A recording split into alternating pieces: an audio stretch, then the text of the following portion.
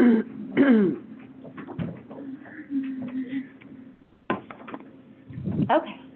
so we'll call this meeting to order. Meeting minutes of August 27th. Did you get, Doug, did you get Chris's email? Perfect. So with those two corrections, I move to, go ahead. I'll move to approve the minutes. Nice, second. Okay. All those in favor? Aye. Okay. Thank you, Doug, for doing this. Sure. Appreciate it. Union negotiations. Mayor, where are we at? So, you've got the copy in the packet. They've basically, signed off on everything, that we had proposed. This will be something that the council basically needs to authorize to go into, so this is just the first discussion. So this is basically to come up with questions. The attorney is reviewing it also. This is not for action tonight. This is just to let everybody know kind of what's there and see if there's any questions that council has, things that we have not addressed. I also have a marked up copy from staff that's a physical copy based on what they gave us. So you guys have it. It's just whatever questions you guys have. The short version I can give you. Let me go into the documentation. The biggest thing that came up was dollars, and this is true of the police. And so let me go down to the police one as well. The police will, but I apologize, I was going to print this out, but didn't have enough time in between meetings. We all agree that we want to make sure our staff are properly compensated for the positions when matched to other comparable cities and towns in Montana, so this language applies to both of them. This was just kind of our summary of it. To evaluate the appropriateness of our wages, the city conducted a survey of different cities with an effort to make sure we were considering size, location, and proximity with the state, as well as include cities with similar demographics and needs, such as being a resort community or located in the proximity of a large city. So for police, it was Laurel, Miles City, and Lewiston. For public works, it was Lewiston, Livingston, Whitefish, Phillipsburg, Columbus, West Yellowstone, and Billings. So a little bit more on the public works side. What we found in both of the cases is salaries were in line, so there was not a big bump that was justified or warranted. However, in another request that was initially made from the public works and we extended it to the police was that we want to make sure that so anyway, during the study we found Red Lodge wages were similar to the identified comparable cities. To that end, the city feels it is not warranted to make a correctional wage adjustment, and then they had different amounts. One was $1, one was $4 over a couple of years. However, it is also the city's intent to ensure our staff remain competitively compensated in the future when compared to other locales within Montana. To that extent, the city proposed adjusting the COLA bookends from 1% to 3% to 1% to 4%. Now, that likely is not going to come into effect in a whole lot of years because I don't think we're going to see the same inflation that we've seen over the last few years. But this year, that did make it 4%, and that we factored into the budget, and that's what we approved. And the idea is to make it so that these are less painful in the future, because that's the dollar amounts of that. Let me pause there and see if there's any comments or questions that I can answer. Okay, the other part had to do in the public works contract.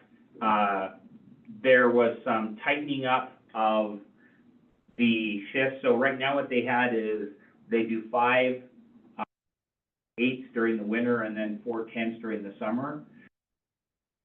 Modified that so that it's with department head approval. And we went with department head because the front office is also part of that same union. So like Lonnie would be the department head there, the department head there. And so it was basically just making sure that, I guess let me back up.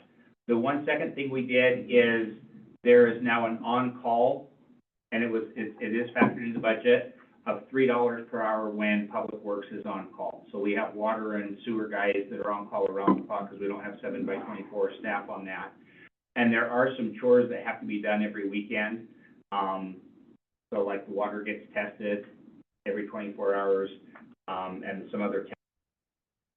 But when they're on call, we are disrupting their life. We're telling them they can't go out of town, go camping when it's their weekend to be there.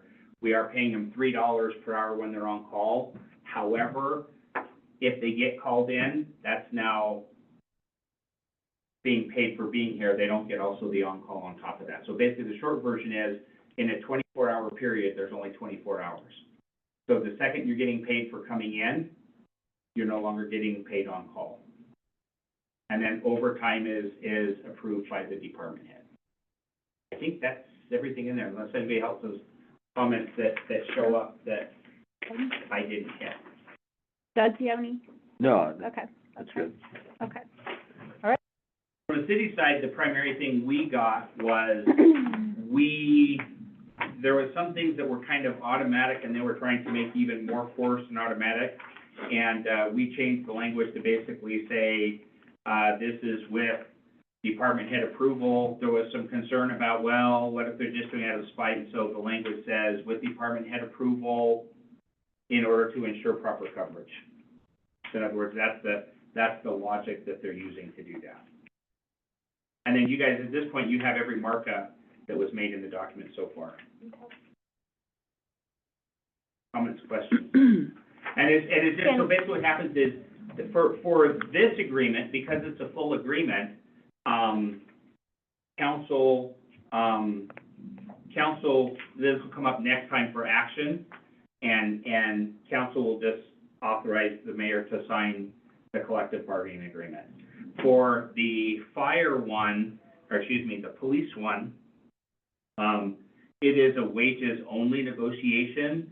And so rather than sending over a document, she sent over an MOU, and I think what's probably more accurate is probably that it's going to be an amendment as opposed to an MOU. But again, I'm looking to the city attorney to get that answer. Okay. And the only thing we did for police was change the cap to 4%. Lonnie, can you think of anything else that I didn't capture in that summary? I just noticed you there. Maybe two. Thank you. You are. No, Okay. I think you covered all of them. All right. Okay. I would rather have you discuss the union negotiations than us, if that's okay. When you say, oh, at council tonight? Council tonight, yes. I'm Please. happy to. I know, please. So- Please be our be, spokesperson.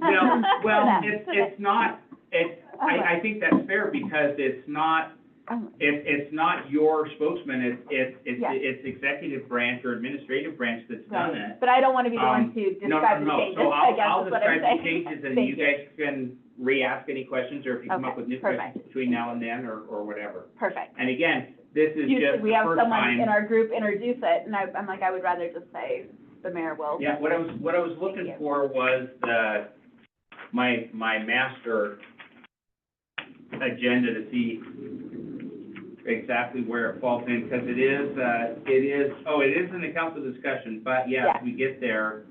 Yeah. I mean, I'd be happy to say. I think, yeah, just say, we'll- introduce it by saying, Mayor, tell us. I will, yeah, and I can do that. I can do that, okay. All right, on to, our short-term, we're finally going to get back to our short-term rental ordinance and business registration, the cleanup for those, and then our annual review. Just to let everyone know, I did just talk to Danae. She's waiting for the fire department for the new numbers of the increase. Once a year, we get the number of residences that we have. She's waiting for that, and she is fairly certain that that number has increased significantly, the number of residents within the city limits. And on the other end, as she said, the number of vacation, short-term rentals, as they're falling off, they're being replaced. So it's kind of held steady. So, she was a little worried earlier this summer because we kept getting more and more, but then July hit, and a lot of the other ones, they didn't renew. I've been hearing that. Yeah, their business They're not registration. renewing. So she says she thinks we're gonna be in great shape as far as the cap goes this next year, even without any changes, because of the increased number of residences and then our short-term rentals kind of flatlining or holding steady, which is a good thing because if it kept increasing the way that it is, people just, I mean, if you're gonna do it, you kind of want to make money more than 1 or 2 nights a year. I mean, there's kind of a threshold that the market's gonna kind of determine anyway. So I think that's kind of happening a little bit. People are realizing they're not gonna become rich necessarily doing this, so out on their own. And it's a lot of work if you don't have a property manager, if you're doing it yourself, so, you know, so that's good news, and, we'll have hopefully those exact numbers at our next meeting so that we can include them, because we need to do our annual review, and that's gonna be part of that, so.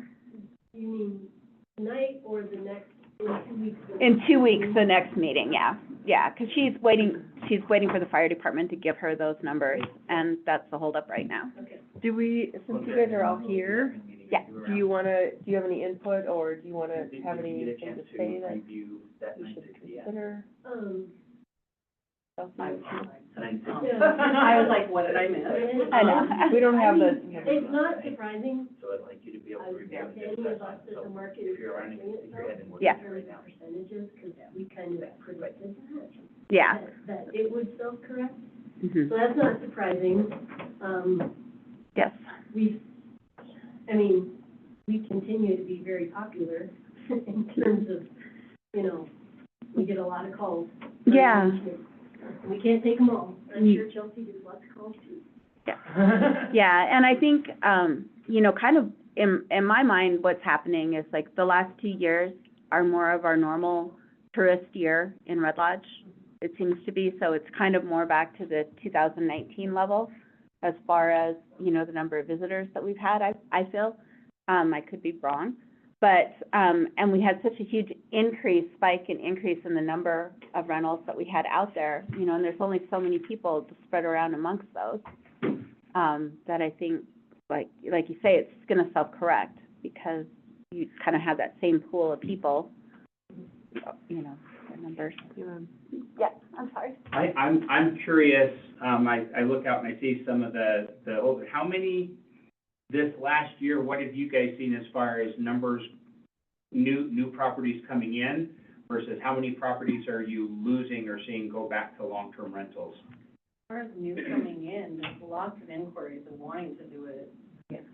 But we don't take everything, or our inventory, we're keeping pretty steady. We're not increasing ours very much. But there's always been an ebb and flow. Like we'll go through periods where a handful will leave the market, but then we'll get a handful to replace them. And I guess my question is seeking understanding, so a few years, pre-2019, when the properties were losing, it was because those people are now moving here full-time, they bought it, and it used to be that discussion was, pre-COVID, I know anybody who bought a house, or it was my understanding, and I saw it firsthand a few times, anybody who was buying a house, they had a reality check or a realign expectations where they said, hey, you know, having this a short-term rental will help pay property taxes or help pay your mortgage, but it's not a money-making venture. I think COVID changed that, and we had a couple of years where it came a whole lot closer to that. Where people are actually making money, so. Well, they were rented out enough where that was actually, have we changed from that yet? Are we back to, you said people are inquiring, and are they inquiring pre-purchase, post-purchase? All Okay. of the above, Yeah. yeah, and I think a big part of it too is when they inquire, once you actually have that reality conversation with them of exactly that, like, you're gonna be offsetting your costs, you're not gonna be making handover bids. That's when a lot of them back down. Yeah. And Yeah, there's kind of this perception, like, oh, I'm gonna own a vacation rental in Red Lodge, and we're gonna make lots of money, and, Yep. you know, And I think with that's some not of the the folks case. that were doing it individually through things like Evolve and doing it remote and not paying that management, they saw good revenues. And they were also a get in and buy cheap, where now you're not buying as cheap, and also realizing that you can't do the remote management, legally in the city of Red Lodge. Right. As well as just, it's a lot for them to take on, and they realize how much work it actually is. And there's a large cost to actually doing it also. Yeah. People don't factor in the cost of marketing, the supplies that get put in the home, the things that need to be in the home to initially start. I mean, just general utilities across the board, internet, all that, like, Yeah. it's a big monthly expense. Or with current real estate prices, people are spending $500,000 on a home, on a residential home in Red Lodge, but then we tell them a year later, you're not sitting on a foundation, or these are the reasons we don't want to manage your home. Yeah. It's because you have grossly overpaid for the construction.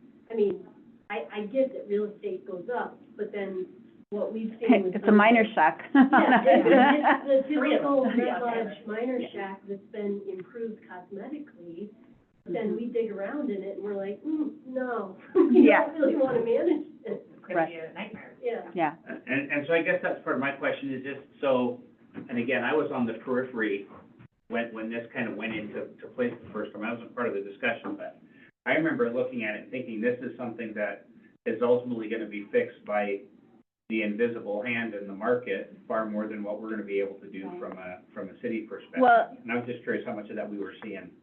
I think that, personally, I think that reality is happening. And I understand the fear that was going on when the market was going up so high and all the landlords were cashing out, you know, and the new people were not leaving them as long-term rentals. And this became, you know, and all these people were coming in thinking they could make bank in Red Lodge with a short-term rental.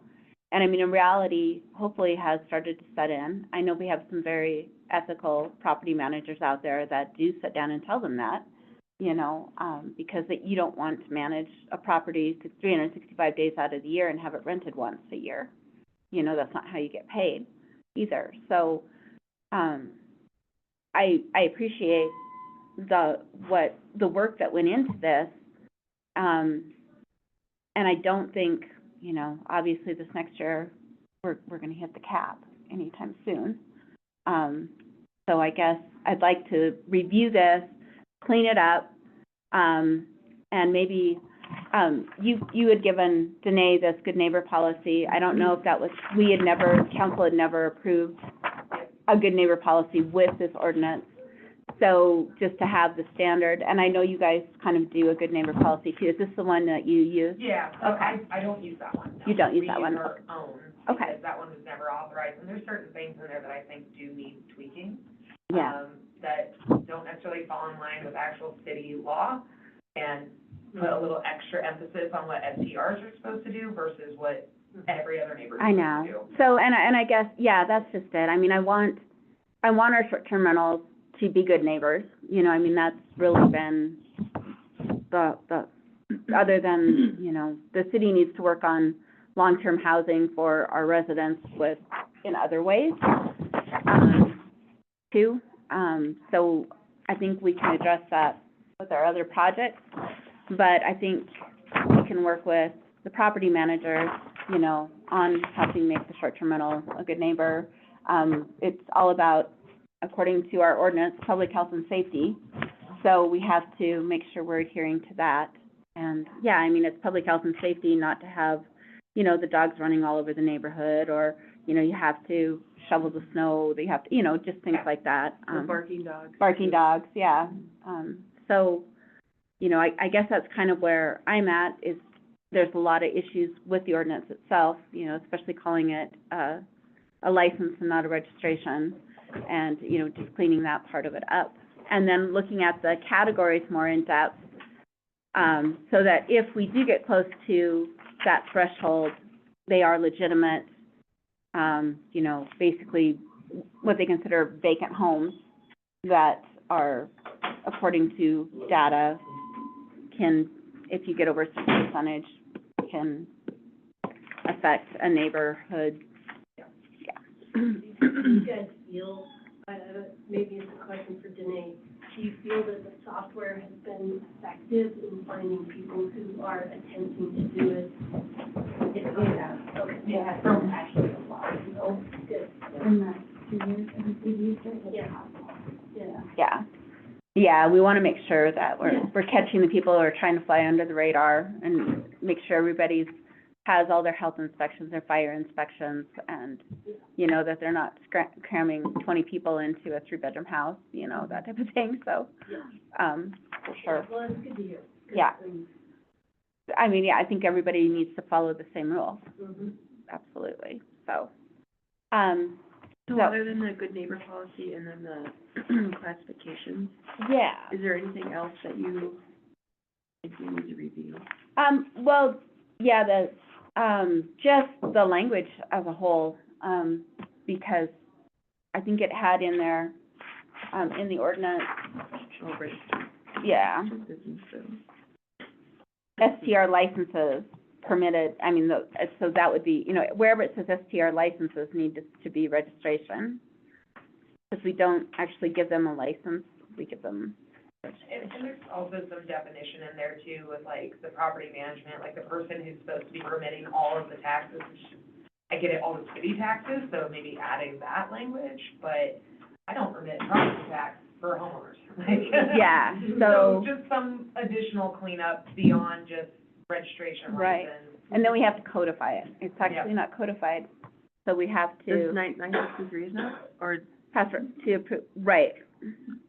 To approve the amended city zoning code and allow for the using improved.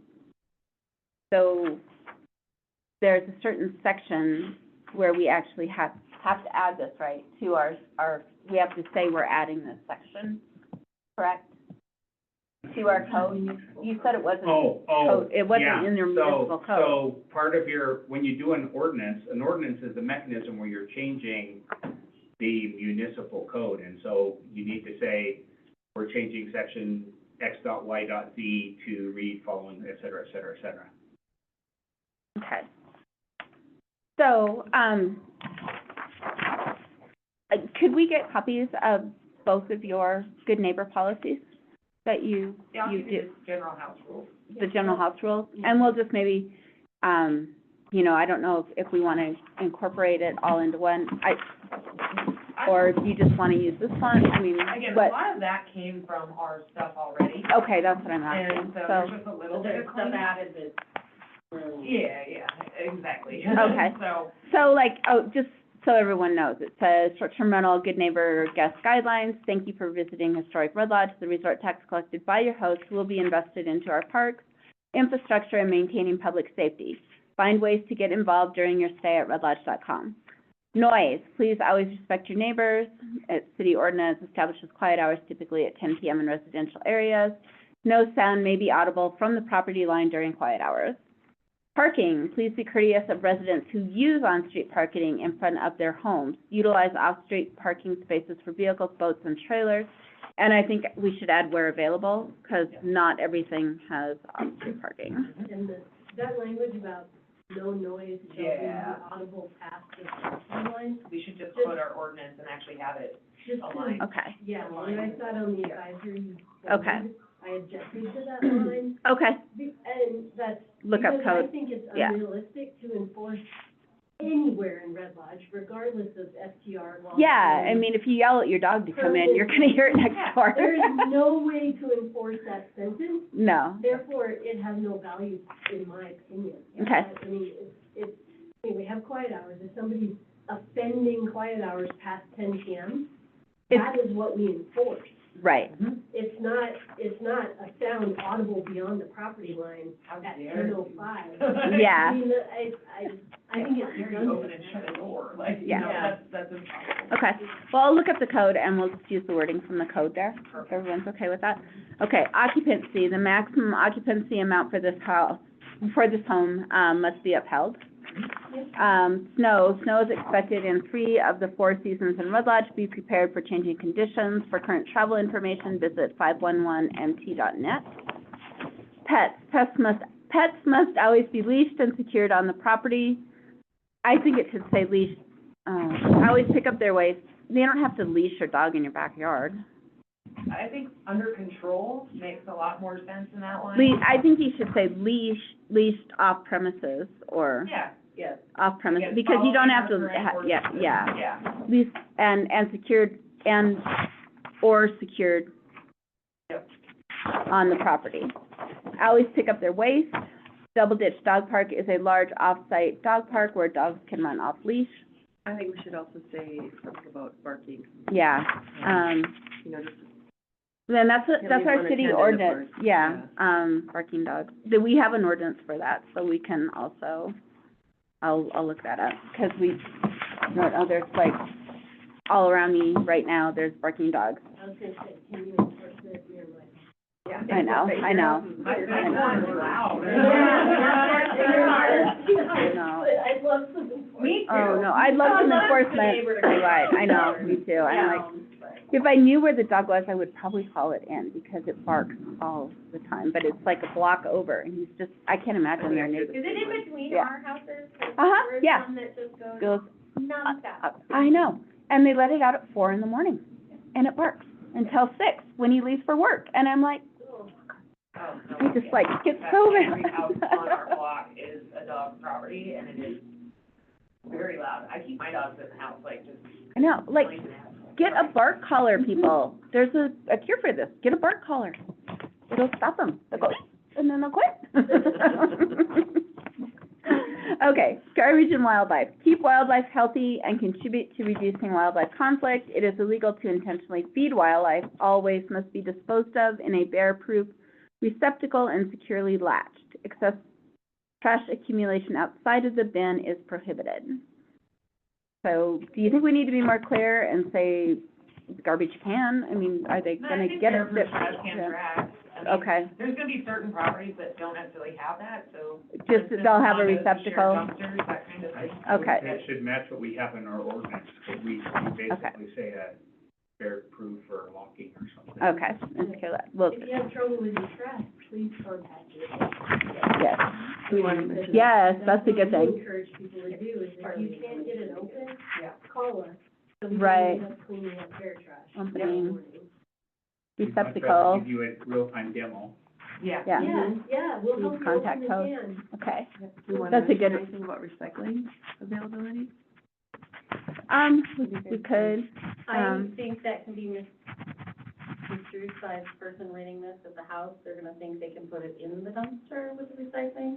We have verbiage in each one of our houses about how we collect the recycling and where they leave it in the Can we home. just say recycling's available, contact your house for details? Yeah, I mean, and that's one thing that we've been trying to encourage folks, is we don't collect, we don't really have the manpower to do that, but, or the space for that matter.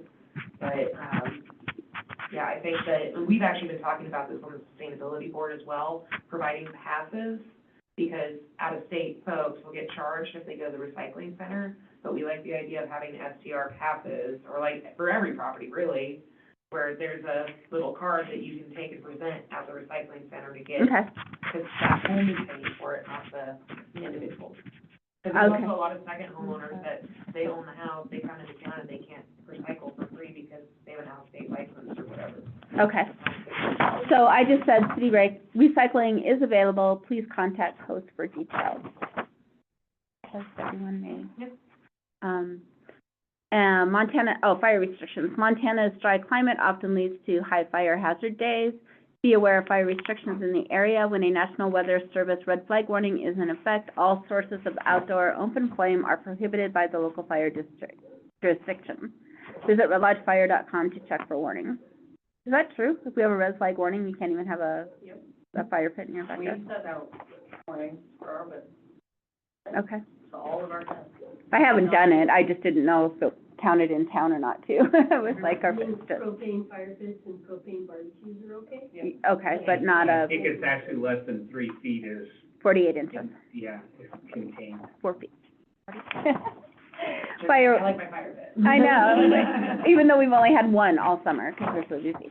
Fireworks, it is unlawful to set off fireworks in city limits. Any violation may lead to a minimum $500 fine. Other, guests are prohibited from subletting a short-term rental, incidental camping in tents or on decks, as well as sleeping in trailers or RVs parked on the property, that's not true. Parked on the property overnight is prohibited, that's not true. We don't have an ordinance. But as for. No, you can park in the, if, you just can't do it in the city right away. Well, we just don't allow it, yeah. Yeah, and I mean, We that's, don't personally, but. but the they city, might. we don't have an ordinance against that. Yeah. So we can't put that in there. I'm like- Against which one? Having people have a tent in the backyard. Is this We a can't put list- that. Is this a list of city ordinances, or is this This is their good neighbor policy. I'm like, we don't have a city ordinance against somebody putting a tent in their backyard. I'm like, even if they're renting it, I mean, if they have kids and they wanna sleep in a tent in the backyard, But I do mean, they say it's illegal like they have on all the other things on there? guests are prohibited. To me, that means it's illegal, and I don't think we can say that. We don't have an ordinance. I don't think you can Against enforce it. something additional onto an STR that you. But we don't on any other house. I'm like, I And mean, again, as long as they're not going over occupancy, then they could be able to do that, so. well, and, yeah, I mean, And an individually managed property, you don't, yeah, we do not So allow to me, sprinkler system, stuff like that. You've got some language in there, it is illegal to this, it is not lawful to there. If they just say it's not allowed, that's a much lesser, and that can be, I don't have an See- issue with them putting that in and there. I I- just think that we shouldn't be enforcing something that you wouldn't enforce. I think what we need to say is that, parked in, I think we should You say could mention the public right away. right away, yeah. You can't sleep in your RV in a public right away. You can't camp in a public right away. Yep. But if they wanna set up a tent in their backyard because their kids wanna sleep in the backyard, I'm like, I don't care. I mean, you guys might, but if you don't allow it, then that's That's our different. business. But That's the our choice. city doesn't, I don't know. You can't enforce, what could you enforce For- on an there's- SDR if there is one? You can't. I mean, this is a good neighbor policy. It's not an ordinance. We can't, isn't that, what do you think, Dennison? I'm like, Is this something that the city is putting out? that we were supposed to put out a good neighbor ordinance, Yeah. a good neighbor policy with the ordinance. I mean, what the city can put out is a list of the ordinances that are in place. Yeah. And I mean, the problem is, what you often have is redundancy, and the problem is 2 years from now, when the ordinances change, that never gets changed. Right. That's what happens. And so I would put a lot of references back to the ordinances, so when the ordinances change, you'll automatically update that policy, but you keep it pretty general. Yeah.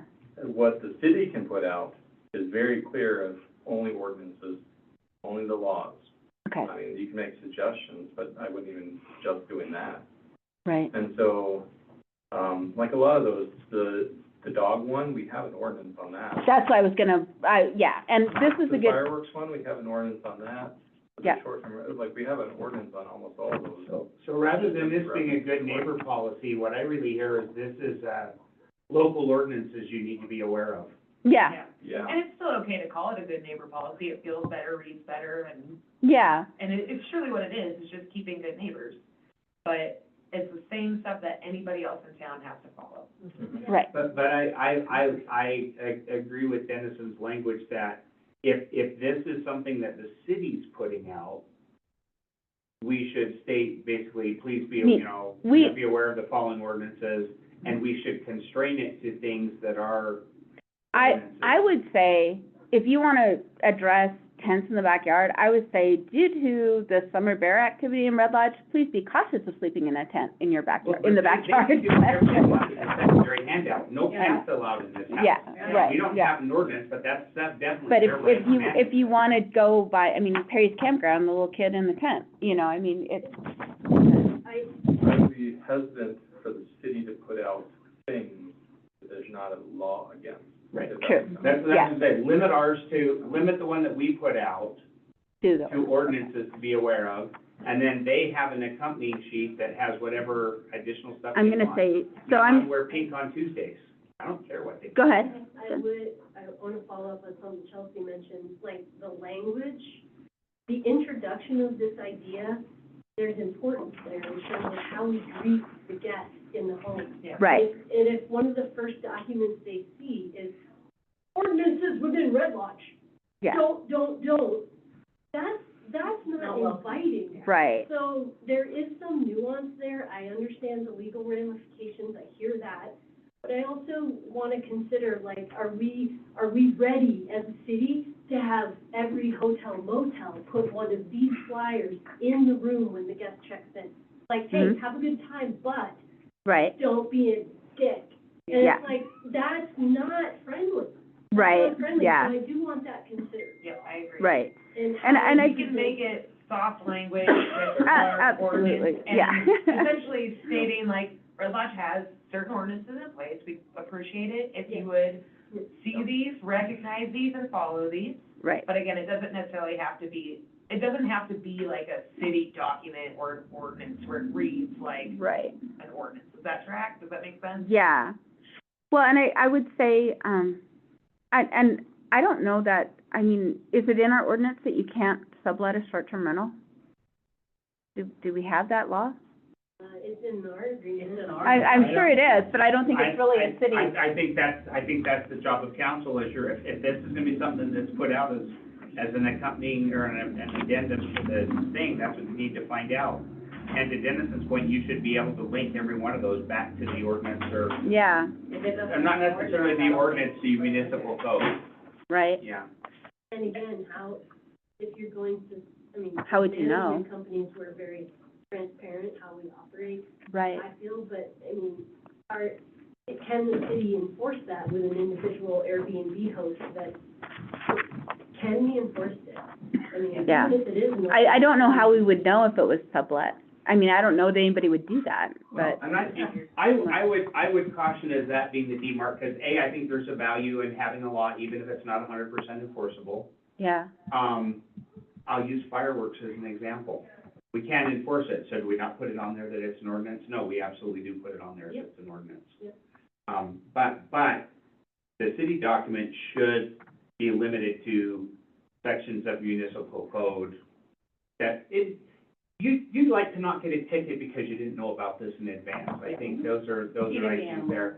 And then, but we ought not to be in the business of what the individual property owners put on. In addition to city regulations, here's our rules. And like I said, I use cats because I know that's a very common one where, a lot of properties don't have cats. so I think, I don't know. What do you guys think about having that guests are prohibited from subletting a short-term rental? I mean, I would take it out. I don't, yeah, I mean, that's my feeling, because we don't have, If An you don't, ordinance. if you don't have the section of municipal code that says it's Right. not legal, it's not on that page. I can think of an example where there are some events that may rent one of our properties and then sell it in a package to people coming to their event. Mhm. And that is technically a sublet. Yep, like songwriters. yeah. Yeah, so I think we just take, Yeah. Yeah. Exactly. yeah, and we don't have an ordinance against that, so we're just gonna take that, okay. So I'm gonna say incidental camping in tents or, no, I don't care. Okay, incidental camping, in tents or sleeping in trailers, RVs parked in the city right of way is prohibited by ordinance, whatever, however we have that. Okay. Can you have the original of that? The original document to edit? No, I I don't. found that like very, Well, because the rate you're going, we just read a new one. yeah, I was gonna say, yeah, Jody, will you make sure to leave 10 minutes at the end for 960, which is up for action tonight too? oh, sure. It is? Oh, Yes. no, it's not. Norman's 960 first hearing is under action items. That's not us. that's land use and planning. That's not I us. mean, 906. We have 906, but that's the, I'm to 960, that's one of those dyslexic numbers. yeah, no, 906. You guys? No. Okay, never mind. Okay, yeah, no, ours is the business registration ordinance, and we'll probably do that, next week. Because this is kind of I wanna get this done. So, additionally, hosting a special event or commercial function may require a permit from the city and or approval from the HOA. I guess if, Again, contact your host. yeah, Because we want to know if they're gonna, I know. it's like, yeah. I mean, if you have we currently do not regulate events under 75 people on private property in our ordinance. So I don't know how you want to, put that in here, but I mean, yeah, I mean, if they're gonna have a great, big, huge rager, End of the day, the occupancy I- should cover but that. I know. Again, going back to I don't know. Denison's guidance, if we don't have municipal code on it, it doesn't go on that sheet. So the answer to your question of, how do you put it on here? You don't. You Well, want them to put it on We there. do, they're just saying, if you have a special event or commercial function, that may require a special permit from the city. And technically, our ordinance says any event over 75 people should require a large event. And I say, But- I, as a property manager, would not want that on there, because that gives someone, We, Ideas. specifically say, no parties, no No, events at okay. our property. and nobody, And if but I we got have a that, permit. they're like, well, Okay, it says, the city says we can't. And I thought I thought that was only city-owned land, the 75 or not 75. Isn't that just city land? I thought there was a line in there that said any event over 75 people. It's just city-owned land. Okay, I'll read. Maybe we had talked about putting it in. So, okay, and then it just has some information, emergency alerts and evacuations. During emergencies, Carbon County uses Carbon Alert. Visit the website or sign up to receive notifications at carbonalert.org. Local resources, emergencies 911, Carbon County non-emergency 446-1234, short-term rental hotline, then they have that number. Local contact person information, your rental local contact person is, name and phone number. So, You're repeating all the, you're repeating all the emergency numbers and everything that we already have all over the place. You're just, they're required. okay, Or at and, least for, fire. Yes. To be, and we have it in our information we send and all that. So it's all over the house. Yeah, I mean, Okay. you shouldn't have a business registration without that, so. Jody, may I make, You're repeating a lot. I would make the suggestion that the body of that, we revisit and rebuild based on Denison's guidance. okay, But then the heading and kind of the intro to it, we reach out to the community for the appropriate soft intro for it to go out. That's how I would do it. And then if in doubt, it comes off of that.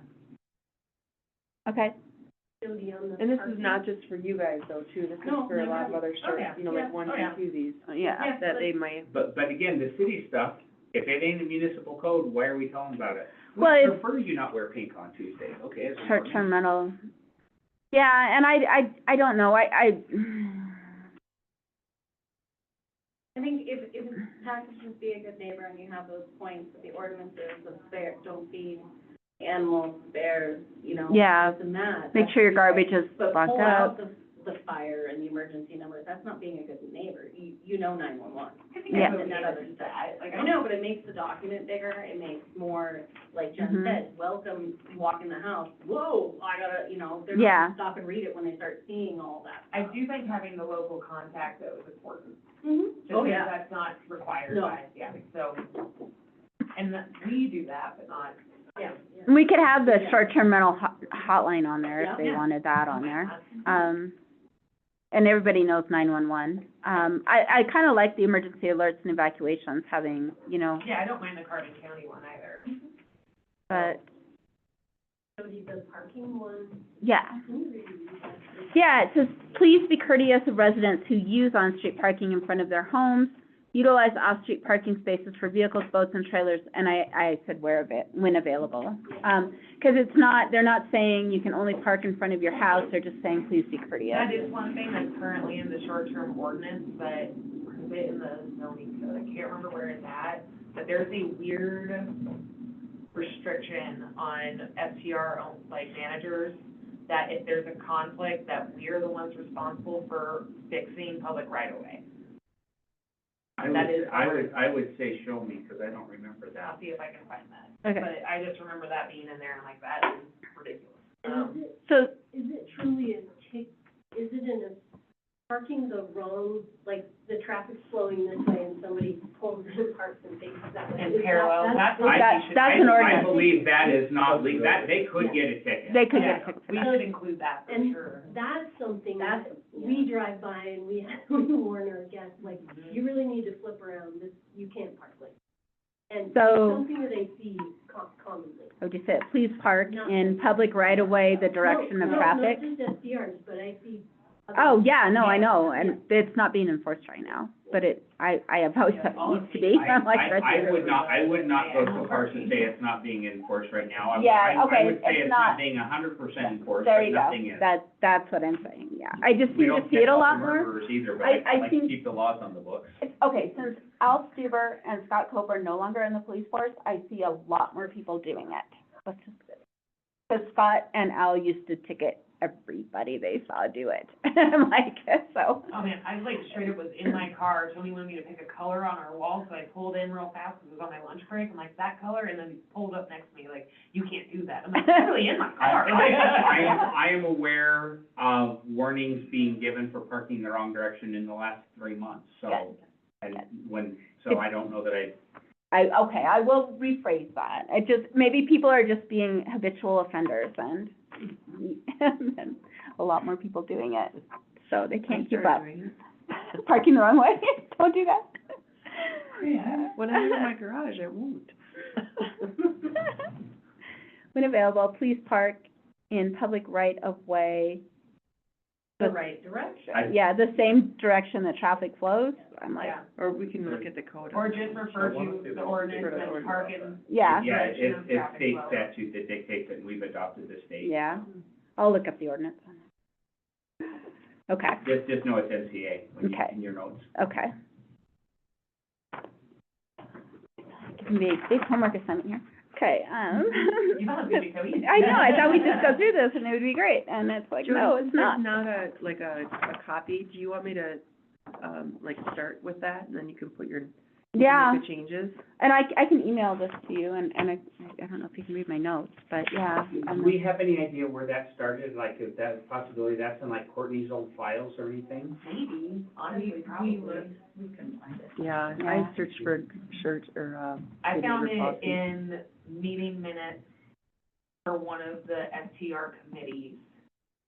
Like, it wasn't even brought to council.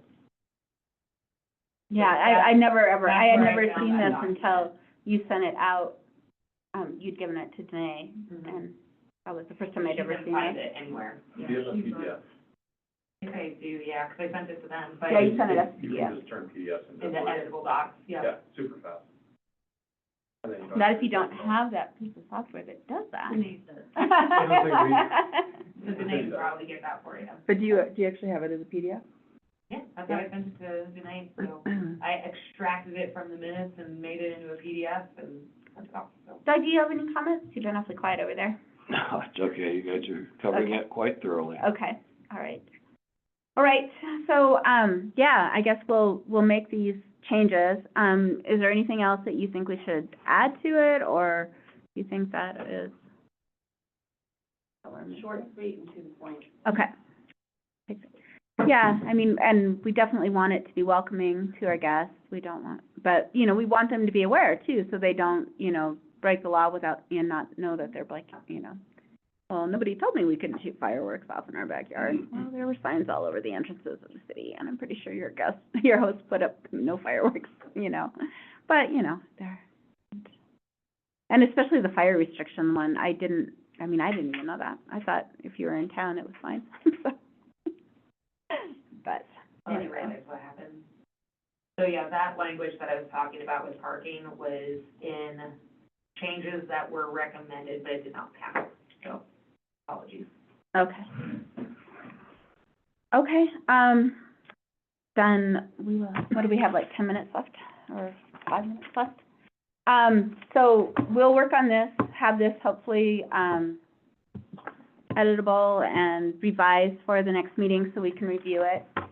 And then, I will try to go through this ordinance as well, for that cleanup. I know, did you ever find the copy that you had been working on, Chelsea?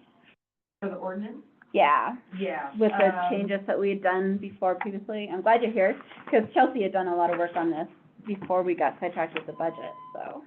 Damn budget. I know, so I do have your, I'll have to dig that back up again. I'm sure I'll be able to find it, but a lot of those were notes that I had made. yeah, I mean, a lot of this is like for our business registration too. It's more Yeah, a with lot of adding a section in the business registration on short-term rentals. Like you had under business registration, like add to 3-1-5-C. These are just your notes. Businesses must be in compliance and obtain any required inspections and required licensing by city, county, or state. And that is licensing because that would be like your health. Your PA license. Yeah, your applications must be submitted by June 30th of each year to obtain a registration. Applications must be completed and approved no later than September 1st of each year to obtain, and those are those renewals? Yeah, that's the renewal piece. Again, I Okay. can't remember where these notes are coming from. This has been a while. Yeah, if not Sure. completed by Yeah. September 1st of the year, they will no longer be eligible for registration and will need to submit for registration. There will be no refunds for paid registration fees. The business is required to collect resort tax bond of $500 to be paid before first application is approved. After the first year, that bond will be returned, and you said you think there's already language. Yeah, a lot of this I had already grabbed from the business registrations and just kind of consolidated. And then we added all of the categories for additional. Yeah, and now we need outside to of change those again, because I changed the titles of those, and the prepared consumables. So this is like gonna be the cleanup for a business registration, including the short-term rental, having it match our registration fees, so that they're not in conflict with each other. Yeah, I just found this, so. Okay. How many, business registration categories are we boiling down to? Three, and one of them is, temporary vendors. So really, there's only two, either your, and I had that, Either a low impact business or a high impact business, basically. yeah. One that requires more registration, one that requires more inspections, it might be impact on city resources in terms of administrative, and the other ones are just, I operate in an office and. So I did find those notes, I can send those over, but it's what you have there. Yeah, I found them in my email, so, but I'll forward them to Doug and Chris if you don't have them. Oh, you have them, okay. Oh, Doug probably doesn't have them because he wasn't on the committee then, so. So I think we can probably do a lot of this together, and, I know we're just about out of time. And next week, we'll have more information on where we're at with the threshold.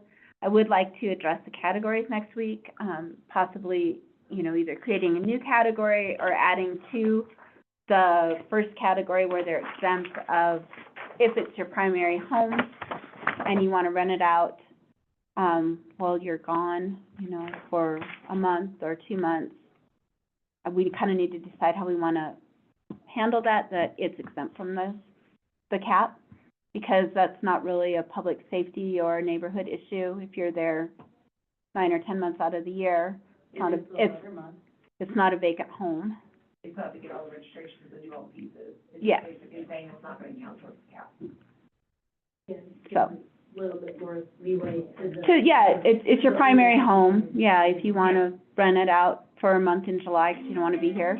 Then- If the logic of the reasoning behind taking an action is we're trying to protect the character of the community, then if it's a low enough incidence that it's not impacting the character of the community, it probably ought not to count in the caps. That's essentially yeah. where that came from. Yeah.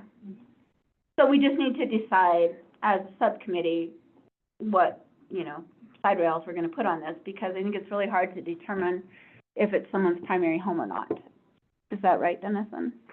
So, Yeah, and there's a lot of law you can pull from, like the IRS, federal level, state level, they all have, if it's certain criteria if they're a primary resident, for tax purposes. Okay.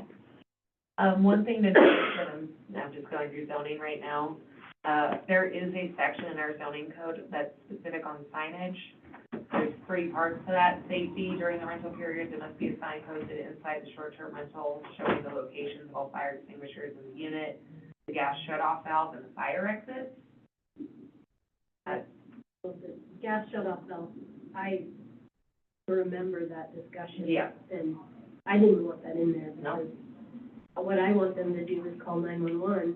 And get the hell out of there. Yeah, fire or city police and Northwest Energy or whoever responds to, you know, I personally, I don't want gas touching gas valves. And the other bit of that is just what's already required by the fire department.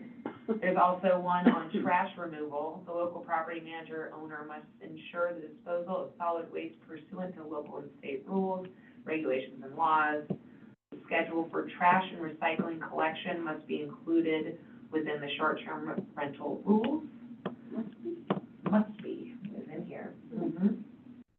And then noise, all activities producing noise discernible from a neighboring property as defined in municipal code shall cease by 10 p.m.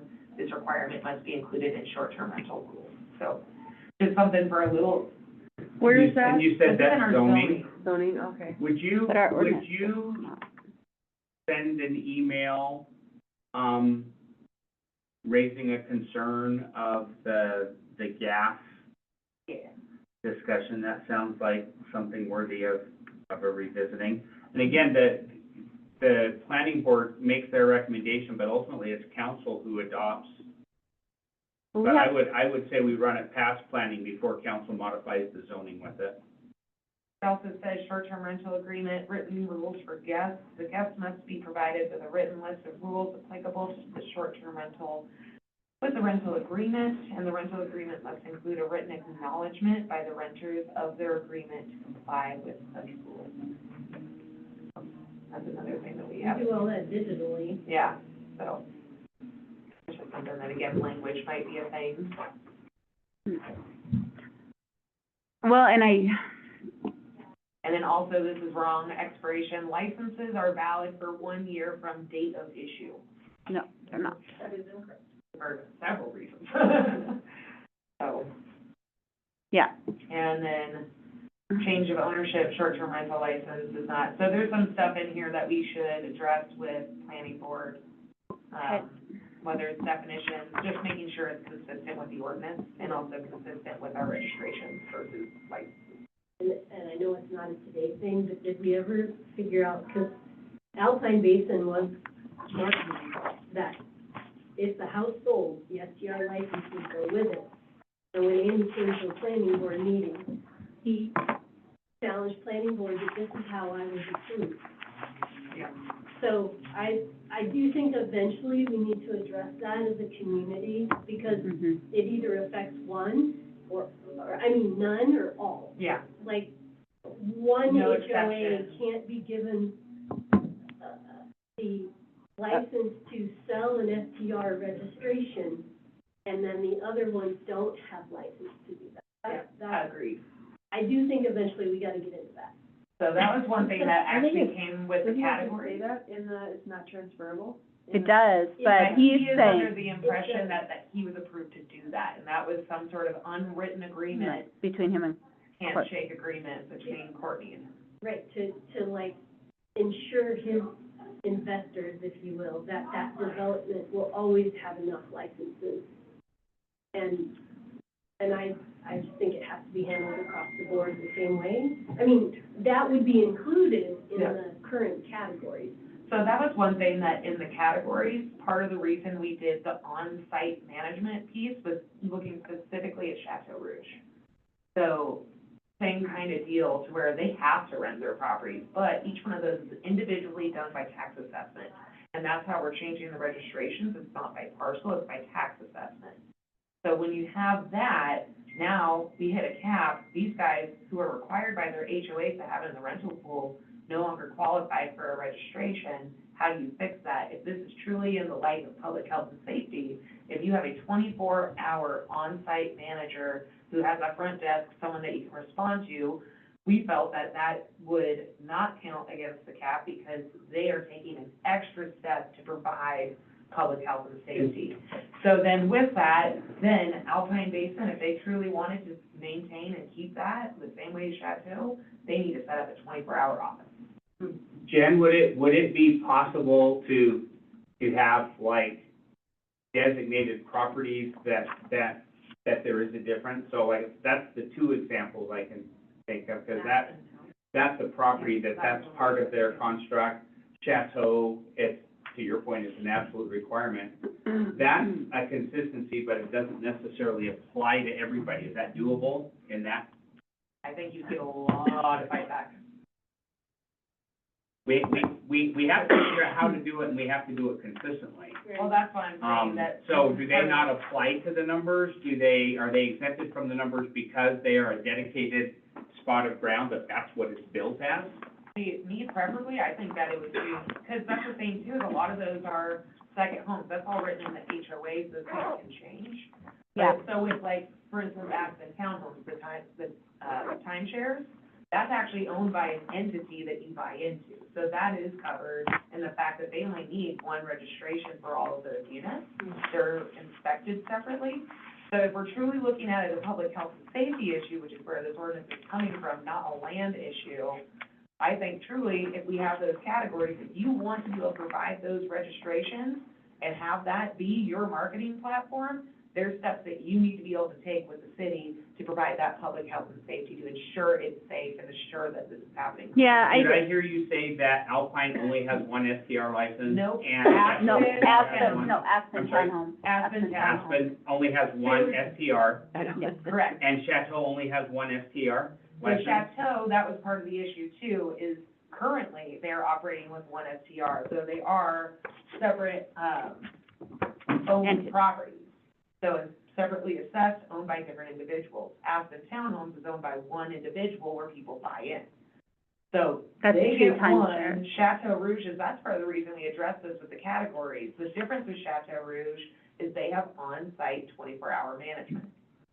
So similar to a hotel, they operate like a hotel. So that was kind of our way to create a protection for folks that are doing it right and running it in that way.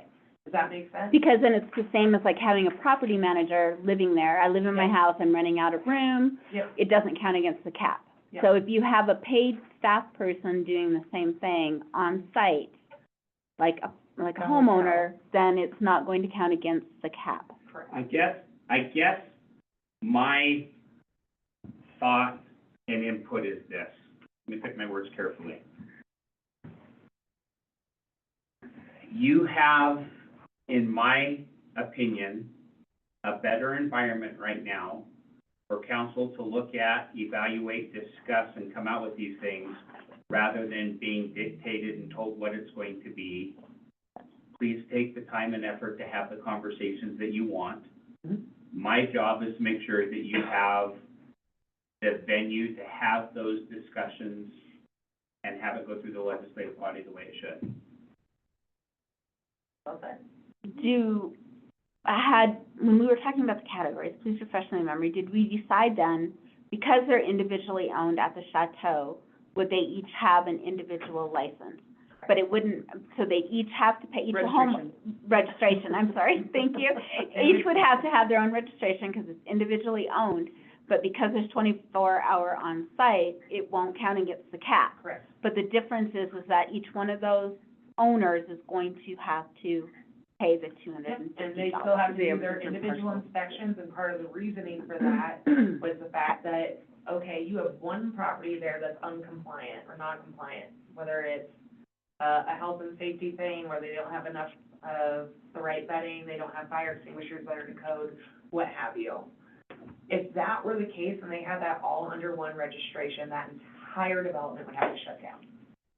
But if you individually license, Yep, you could shut down Have a one registration unit for that each others one. can continue on. And then the other change that we were talking about making, because there's a big confusion with parcel versus assessed home, like tax assessed. So for instance, there's Mountain View Townhomes, there's several different units in the area that are on one parcel. So technically, with how it's written, all of the units up at Mountain View Village would only have to pay for one registration, even though they're all owned individually and not managed by one person. I think we need to add a different category in there for condos, because condos are all like that. There's shared property on the bottom, but Well, that's why we did it by taxes as property. because you still have a tax assessment on the property, Yes. just not on the land. Okay, Exactly. perfect, thank Yep, you. I that's was what cleaned confused. that up, Yeah, okay, yep, so, that's okay, tracks.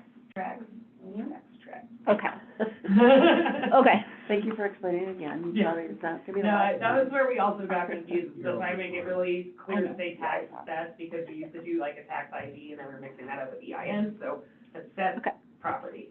Okay, Tax assessed property. So then following that line of thinking, Alpine Basin, Each one of those would have their own, because they're each individually taxed. but in order to be compliant with how they want to operate, they would need to have on-site right. 24/7 management. And then it's not, they will no longer count against the cap if they have 24-hour on-site property management, and they would be able to resell those properties because they're not going against the cap. They could basically have, they could have one license that they could maintain. Well, no, They would- individual. They would still have individual registrations, they would just not count against the threshold, or the cap. So they'd never be in So they danger could of then a property theoretically. selling, we're at the theoretically cap, and they they're can gonna no do. longer do it. That's what, And that's it, if they wanna continue to do that, they're gonna have to take the extra steps to make sure that they're doing it the same way that everybody else is. Right. So if I wanted to get rid of, like, or have properties in our portfolio that didn't have, go against the cap, or I wanted to keep adding them, I could add an on-site property manager. I could have someone living in the basement that's registered as a property manager who never leaves, like, but that's it, the on-site restriction is very strict.